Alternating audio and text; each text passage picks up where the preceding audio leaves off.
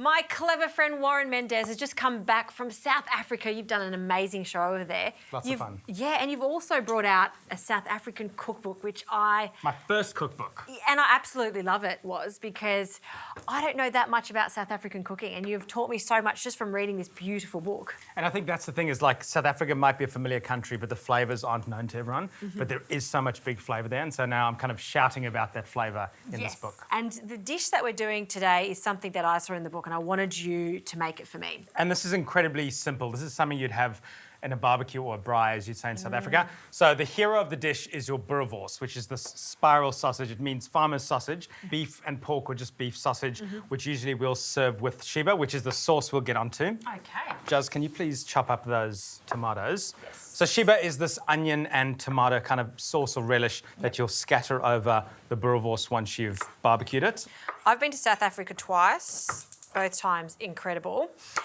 One of the times I actually stayed with a South African family on their beautiful property, and we had a braai. Yeah. Am I saying it right? You've got to say braai. Yeah. And usually a braai over there is over coals or wood. It's not a gas event. And serving it with all these delicious sauces and relishes too. Yeah. A sauce like this just gives so much big flavour to something as simple as cooking a piece of meat on the braai. Yes. So onions have been cooking down in some oil. Yes. And then in with some thyme, which gives us big kind of savoury flavour. A lot of garlic, roughly chopped.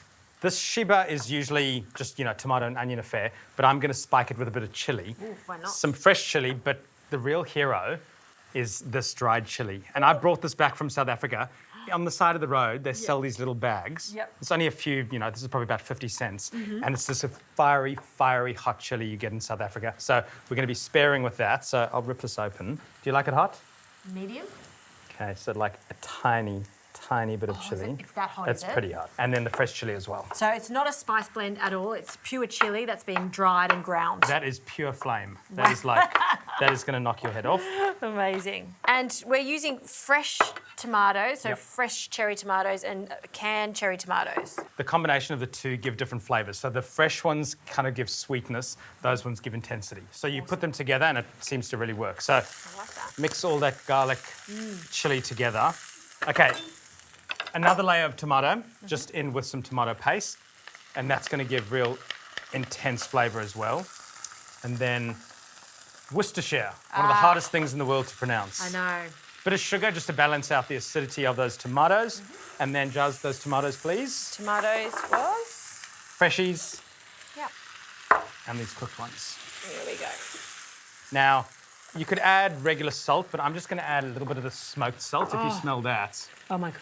It kind of gives, a hint of what a braai or a barbecue would be. Yes. By having that smoked salt on there. Absolutely. And then just a little bit of water. Okay. And then we can cook this down for about 20 minutes until it's really intensified and is nice and rich. Easy. I'm going to swap it over. Okay. And then I'm going to get onto the pap, which is Right. essentially white polenta. Okay. And now you can cook it just in water, but I like to cook it in a bit of milk to make it nice and rich.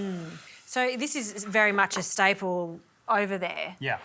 Would you eat it every couple of days? Sort of like their mashed potato, if you like. It's something that's eaten every day across the country. Wow. With savoury foods. If it's like, are you having a braai, you'll have some Yeah. pap and you'll have other veggies. It just kind of goes with everything. It's a very neutral flavour. Yeah, South African carb, I guess. Exactly. Yeah. And then we will just gradually whisk it in. So Okay. it doesn't need to come to a boil or anything. And Right. to avoid getting massive lumps, as you whisk, gradually add the pap.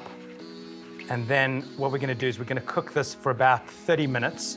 It's going to really soak up all of that liquid, and it's going to become the perfect accompaniment to really mop up that sauce. Oh, this is going to be very good.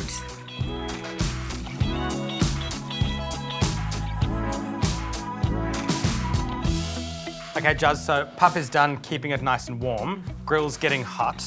And to cook the Boerewors, just a tiny bit of oil so it doesn't stick. Of course, you do this on the braai if you were cooking outside.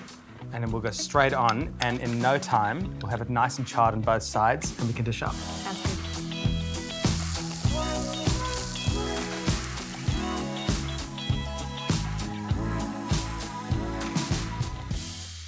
Okay, Juz, so you see beautiful char, Yeah. fully cooked through, but it's Yeah. still really juicy. You don't want to overcook that sausage. Yes. And then with the Sheba, can you just crush that down so you pop all of those beautiful tomatoes. Absolutely. It's really become nice and thick, hasn't it? And all that sauce will become really nice and sweet. Yeah. And then with the Boerewors, straight onto the platter here. Try and keep that spiral if you can. And then a little vessel for the Sheba over there. And now with the Pap.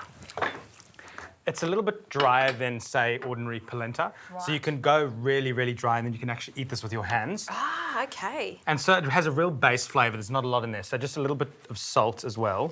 Stir through. Yeah. It's just as kind of a vessel for all the flavour. So I'm going to get that into... I just love that bright white colour of that. I know, because it's so different to having kind of regular yellow polenta. Yeah. And then some of this Sheba all over the Boerewors, just to give it a bit more art. Yes, why not?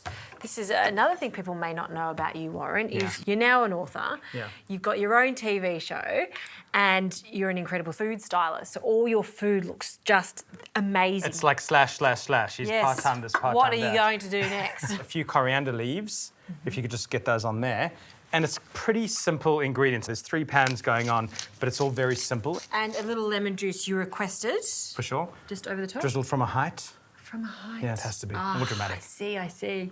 Ready for a taste? Yes, please. Okay, I'm going to give you a smaller portion here. Okay. Just a sample before you go with the whole thing. Yeah, a little taster. Boerewors, and then some of the Sheba. And see, it's nice and Spicy chunky still. Yeah, I like chunky. Yeah. It doesn't need to be finessed. And then, of course, the Pap, the Yes. flavour carrier. And I really don't mind when it gets a bit harder. Yeah, that's the way it is. Yeah, It's and then supposed you to actually be start to eat with your hands, but you can use a knife and fork. like that. Okay, so a little bit of this sausage. I'm just going to have some of the Sheba.